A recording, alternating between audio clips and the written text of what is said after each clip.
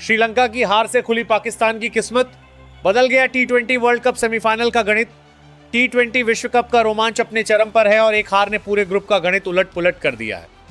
श्रीलंका की टूर्नामेंट से विदाई के बाद भी कहानी खत्म नहीं हुई है, बल्कि असली सस्पेंस अब शुरू हुआ है। सवाल यह है कि क्या श्रीलंका के बाहर होने से पाकिस्तान की किस्मत सच में खुल गई है, या यह सिर्फ एक झूठी उम्मीद है जो आंकड़ों के सहारे टिकी हुई है।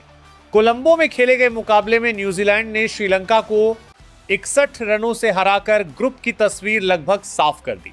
इस जीत के साथ न्यूजीलैंड का नेट रन रेट 3.05 तक पहुंच गया, जो इस समय पूरे ग्रुप में सबसे मजबूत स्थिति मानी जा रही है।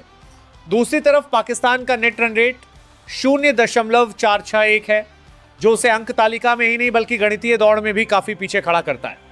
यही कारण है कि अब पाकिस्तान के लिए सिर्फ जीत काफी नहीं होगी, बल्कि उसे बड़ी जीत की जरूरत है।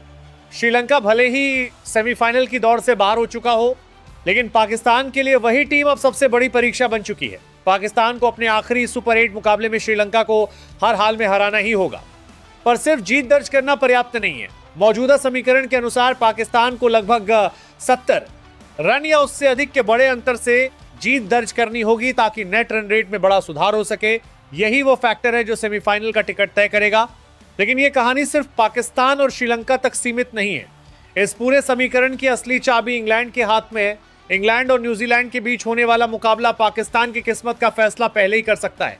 अगर न्यूजीलैंड ये मैच जीता है तो पाकिस्तान श्रीलंका से भिड़ने से पहले ही टूर्नामेंट से बाहर हो जाएगा। वहीं अगर ये मुकाबला बारिश की वजह से रद्द हो जाता है तो भी न्यूजीलैंड को फायदा मिलेगा और पाकिस्तान की उम्मीदें खत्म हो जाएंगी। पाकिस्तान की उम्मीदें तभी जिंदा रहेंगी जब इंग्लैंड न्यूजीलैंड को हराए। जीत का अंतर जितना बड़ा होगा, पाकिस्तान के लिए लक्ष्य उतना ही आसान होगा।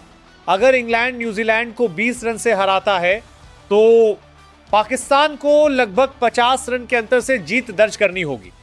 यानी पाकिस्तान की किस्मत का आधा फैसला दूसरे मैच के नतीजे पर टिका है। अगर श्रीलंका पहले बल्लेबाजी करते हुए 200 रन बनाता है तो पाकिस्तान को यह लक्ष्य 15 ओवर से पहले हासिल करना होगा ताकि नेट रन रेट में उछाल आ सके। वहीं अगर लक्ष्य 150 के आसपास होता है तो पाकिस्तान को लगभग 14 ओवर के भीतर जीत दर्ज करनी होगी। यानी सिर्फ जीत नहीं बल्कि कितनी तेजी से जीत मिलती है, यही असली मायने रखेगा। इस पूरे परिदृश्य में एक दिलचस्प बात यह है कि इंग्लैंड और न्यूजीलैंड का मुकाबला पहले खेला जाएगा। इसका मतलब है कि पाकिस्तान जब मैदान पर उतरेगा तब उसके सामने पूरा गणित साफ होगा। उसे पता होगा कि कितने रन से जीतना है या कितने ओवर में लक्ष्य हासिल करना है। लेकिन आंकड़ों का पता होना और मैदान पर उन्हें हासिल कर पाना दोनों अलग अलग बातें हैं। यही असली चुनौती होगी। अगर न्यूजीलैंड इंग्लैंड से हार जाता है और पाकिस्तान श्रीलंका को हरा देता है तो दोनों टीमों के अंक बराबर हो सकते हैं। ऐसे में फैसला नेट रन रेट के आधार पर होगा। न्यूजीलैंड का मौजूदा नेट रन रेट काफी मजबूत है, इसीलिए पाकिस्तान को न सिर्फ जीतना होगा बल्कि इतनी बड़ी जीत दर्ज करनी होगी कि वो इस अंतर को पाट सके।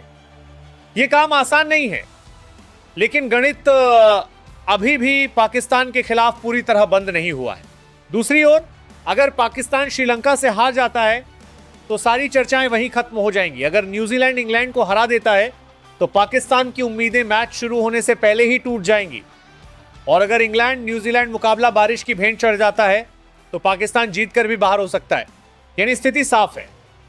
पाकिस्तान के पास अभी भी रास्ता है, लेकिन वह सीधा नहीं बल्कि बेहद संकरा और जोखिम भरा है।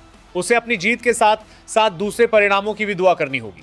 टी20 क्रिकेट की यही खूबसूरती है कि आखिरी मैच तक रोमांच बना रहता है और एक छोटी सी चूक पूरे अभियान पर भारी पड़ सकती है।